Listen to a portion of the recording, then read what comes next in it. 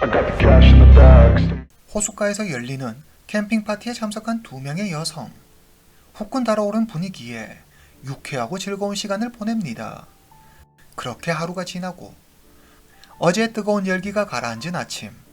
일어나 보니 한 명의 모습이 보이지 않습니다.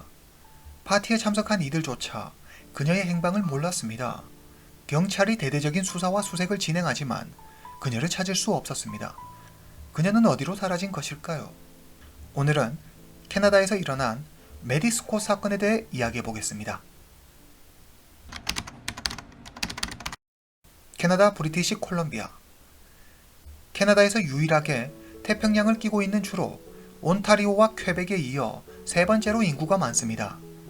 다른 주에 비해 명칭이 길어 BC라고 줄여 부르기도 하는데 우리에게는 아름다운 자연과 유명 대학들로 잘 알려져 있습니다. 브리티시 콜롬비아 중앙에 위치한 밴드 후프는 인구 약 4,500명이 살고 있는 작은 도시로 주로 벌목, 농업을 생업으로 삼고 있습니다. 오늘 사건의 주인공 메디 스콧. 1991년 4월에 태어난 그녀는 고등학교를 졸업하고 아버지가 운영하는 목재 공장에서 수습생으로 일하고 있습니다. 야무지고 뚝 부러지는 성격의 메디는 밝고 쾌활해 주변에 많은 사람들이 모여들었고 사람들과 어울리는 것을 좋아했습니다.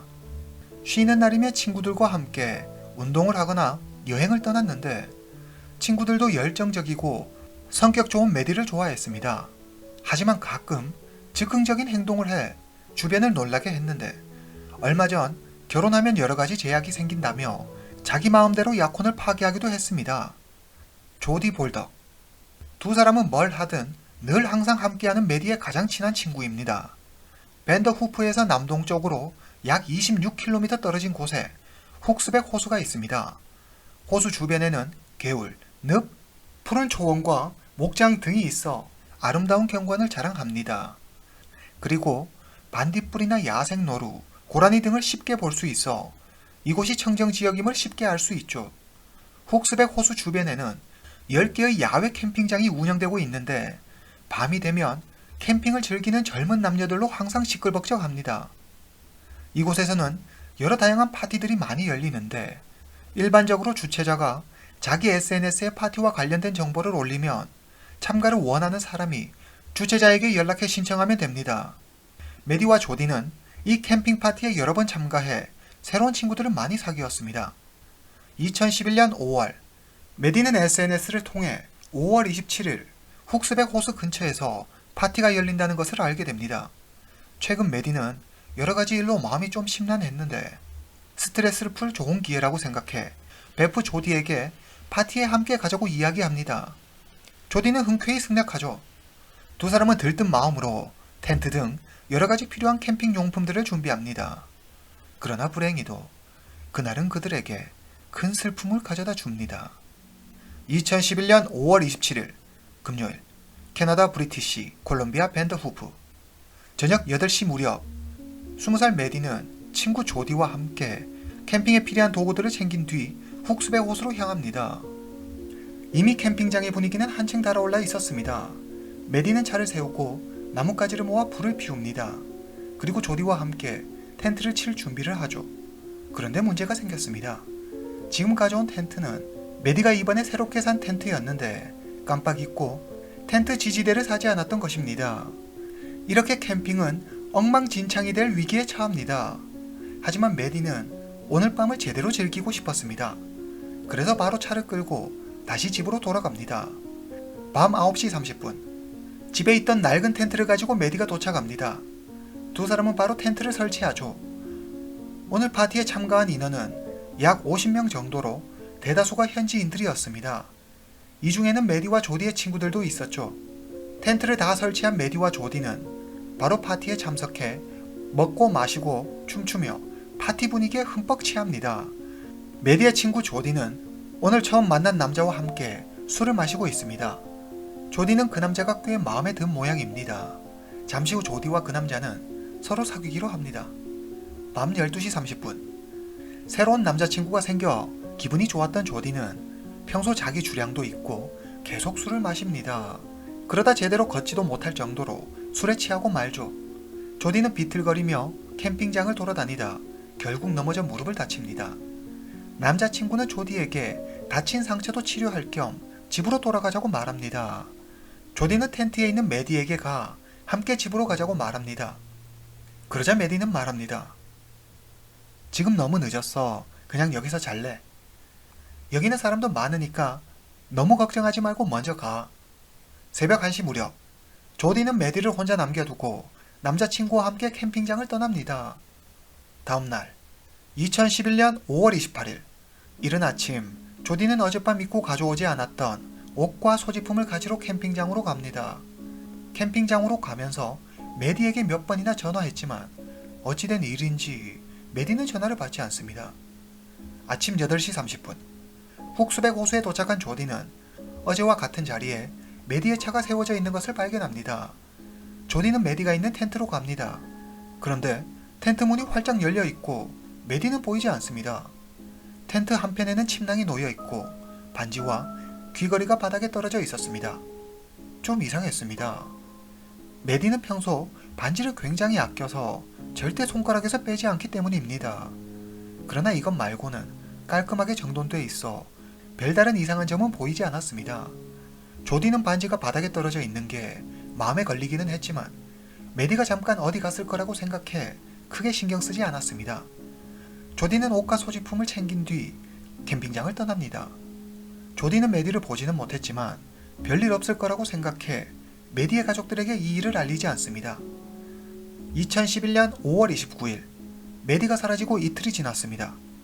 딸과 계속 연락이 되지 않자 걱정이 된 메디의 어머니는 메디의 가장 친한 친구 조디에게 전화합니다. 조디는 이틀 전 훅스백 호수 근처에 있는 캠핑장에서 마지막으로 그녀를 봤다고 말합니다. 메디의 가족은 메디를 찾으러 훅스백 호수로 갑니다. 훅스백 호수에 도착해 메디의 차량을 발견한 가족은 비상열쇠를 이용해 차문을 엽니다. 차에는 메디의 지갑과 옷, 카메라가 있었습니다. 지갑에는 꽤 많은 현금이 들어 있었습니다. 그런데 텐트는 누군가에 의해 해체되어 풀밭에 놓여 있습니다. 메디의 가족은 메디를 찾아 이곳저곳 한참을 헤매 다녔지만 그녀를 찾을 수 없어 경찰에 신고합니다. 훅스백 호수로 출동한 경찰은 즉시 수사에 착수합니다. 경찰은 먼저 호수 근처에 세워진 메디의 차량에 대해 조사합니다. 차주는 메디 스콧, 1990년식으로 포드 회사의 픽업 트럭입니다. 경찰은 차 안에서 도끼 한 자루, 아이스박스, 예비 연료 탱크, 바이크 슈즈와 잠옷, 세면 도구 등을 발견합니다. 그리고 메디의 가족들과 조디를 통해 메디가 캠핑 파티에 참가한 날 가지고 온 물건 중에 옷 일부와 휴대폰, 차 열쇠가 없어졌다는 것을 알게 됩니다. 경찰은 메디 스스로 캠핑장을 떠난 것이라고 추측합니다. 만약 어떤 사고가 일어났다면 옷이나 휴대폰, 열쇠 등을 챙길 여유가 없었을 것이라 생각했기 때문입니다. 경찰 조사에 따르면 메디가 사라지고 난 다음 날에도 파티가 열렸는데 약 150명 정도가 참가했습니다. 그날 이들 중 한 명이 메디의 텐트를 해체해 정리해 놓았던 것입니다. 그는 메디와는 일면식도 없는 사람이었는데 경찰은 그에게서 딱히 의심스러운 점은 전혀 발견하지 못합니다. 경찰은 텐트 안에 있는 물건들을 모두 감식반에 보내 검사를 의뢰합니다. 그리고 침낭에 묻은 혈흔을 채취하는 데 성공합니다. 하지만 검사 결과 해당 혈흔은 조디의 것으로 밝혀집니다. 그날 저녁 무릎을 다친 조디가 실수로 묻힌 것이었습니다. 경찰은 메디가 사라진 날 메디의 행적에 대해 조사합니다. 2011년 5월 27일 밤 9시 30분 집에서 텐트를 가지고 훅스백 호수에 도착한 메디는 텐트를 새로 설치하고 파티에 참석해 새로 사귄 친구들과 함께 즐거운 시간을 보냅니다. 하지만 그녀는 곧 텐트로 돌아와 대부분의 시간을 혼자 텐트에서 보냅니다. 메디의 가족은 이 점이 매우 이상했습니다. 그날 메디는 매우 들뜬 상태였고 밤을 불태운다며 포도주, 맥주도 가져갔기 때문입니다. 무엇보다 활발한 성격의 메디가 파티가 한창일 무렵 텐트로 돌아와 혼자 있었다는 것이 그녀답지 않았습니다. 밤 11시 30분 메디는 여전히 텐트에 혼자 있었고 어머니에게 문자를 보냅니다. 이때 여러 명이 텐트에 혼자 있는 메디를 목격했습니다. 밤 12시 30분 메디는 누군가와 통화합니다. 그리고 술에 취한 조디가 텐트로 와 집에 가자고 하지만 메디는 조디의 제안을 거절합니다. 조디는 남자친구와 함께 캠핑장을 떠납니다. 새벽 1시 40분. 파티가 끝나고 사람들은 주변을 정리하고 하나둘 캠핑장을 떠나기 시작합니다. 새벽 2시 30분. 메디의 친구 몇몇이 여자 혼자 여기서 자는 것은 위험하다고 생각해 캠핑장으로 다시 돌아와 메디에게 같이 집에 가자고 얘기합니다. 하지만 메디는 텐트에 남겠다고 고집을 부리며 그들의 제안을 거절합니다. 이들이 바로 메디를 마지막으로 본 목격자들입니다. 경찰은 이 진술들에 근거해 메디가 사라진 시간을 5월 28일 새벽 3시부터 아침 8시 30분 사이로 추정합니다. 경찰은 사건 당일 저녁 파티를 위한 주최자를 찾아갑니다. 그의 말에 따르면 그는 파티가 끝나고 다음날 아침 10시에 캠핑장으로 돌아와 청소를 합니다. 청소 중 메디의 차와 텐트가 아직 캠핑장에 있는 것을 발견합니다. 텐트 문이 닫혀 있어 그는 메디가 아직 자고 있다고 생각해 주변을 조용히 청소하고 바로 그곳을 떠났다고 했습니다. 이어 경찰은 파티에 참가한 200여 명의 사람을 조사합니다. 이들은 대부분 15세에서 18세 사이의 10대였습니다. 경찰은 이들 중 용의자로 의심되는 몇 명을 대상으로 거짓말 탐지기 조사를 실시하지만 별 특이점은 발견하지 못합니다. 메디의 여동생 역시 이 파티에 참가했지만 그녀는 언니 메디를 한 번도 못 봤다고 했습니다. 경찰은 헬기를 띄워 훅스백 호수 인근을 수색하고 잠수부들을 투입해 수중 수색 작업을 실시합니다. 그러나 메디를 찾는 데 실패합니다. 2011년 5월 31일, 메디가 사라진 지 4일이 흘렀습니다. 경찰은 수색 작업을 중단합니다. 경찰이 야영장에서 발견한 것이라곤 메디의 텐트와 차량뿐이었습니다. 경찰은 메디의 사진을 언론에 공개하고 공개 수사로 전환합니다. 메디 스콧, 당시 나이 20세, 키 163cm, 몸무게 72kg, 녹색 눈을 가졌고 실종 당시 검은색 티셔츠와 청바지를 입고 있었으며 손목에는 새 모양의 타투가 새겨져 있습니다. 딸의 행방을 찾기 위해 안간힘을 쓰고 있는 가족들은 현상금 10만 달러, 우리 돈 약 1억 2천만 원을 내걸고 목격자들의 제보와 신고를 당부합니다. 하지만 그런데도 메디의 행방은 여전히 오리무중입니다. 이 사건으로 지역 사회가 발칵 뒤집힙니다. 온 마을이 충격에 빠져 모두 혼란스러워했습니다.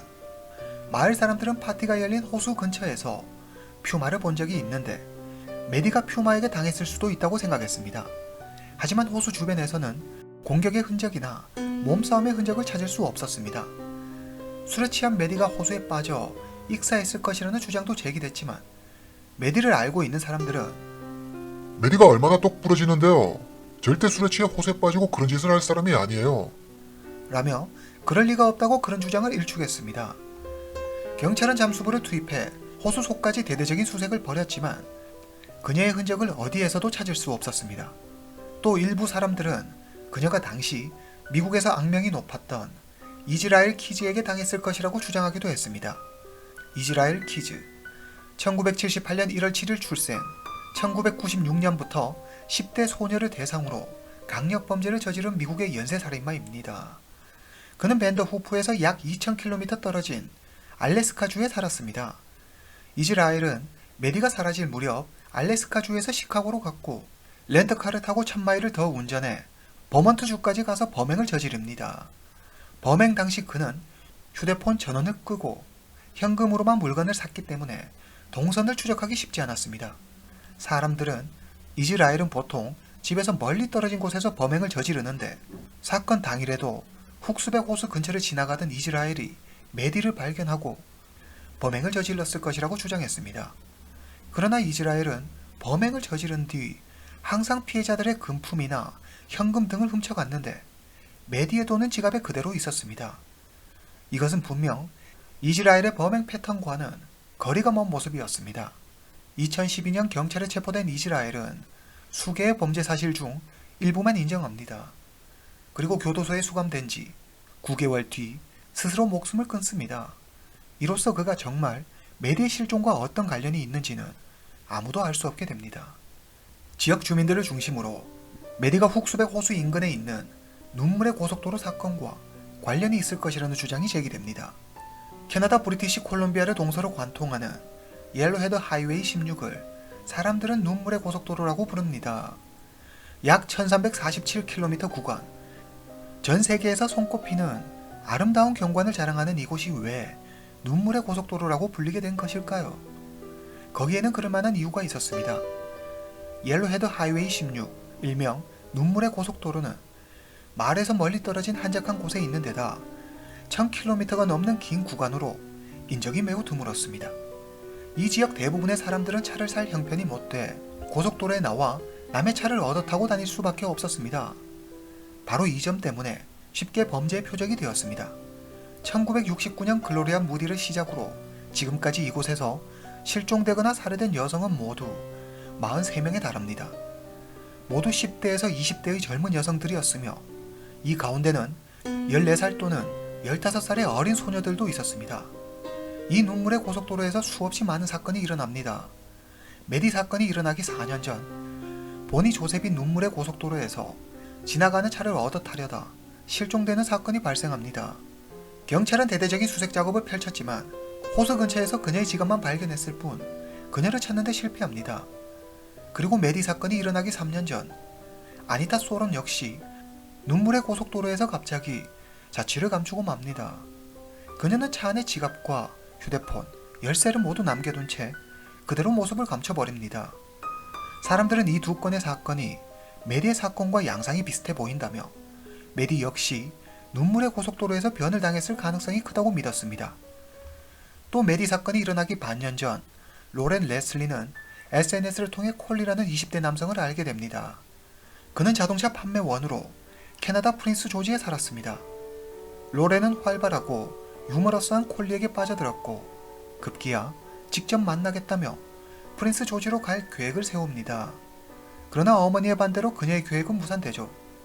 2010년 11월 27일 로렌은 어머니에게 친구를 만나러 커피숍에 간다고 말합니다. 어머니는 아무 의심 없이 허락합니다. 하지만 사실 이것은 콜디를 만나기 위한 로렌의 거짓말이었습니다. 로렌은 프린스 조지에 가서 마침내 콜디를 만납니다.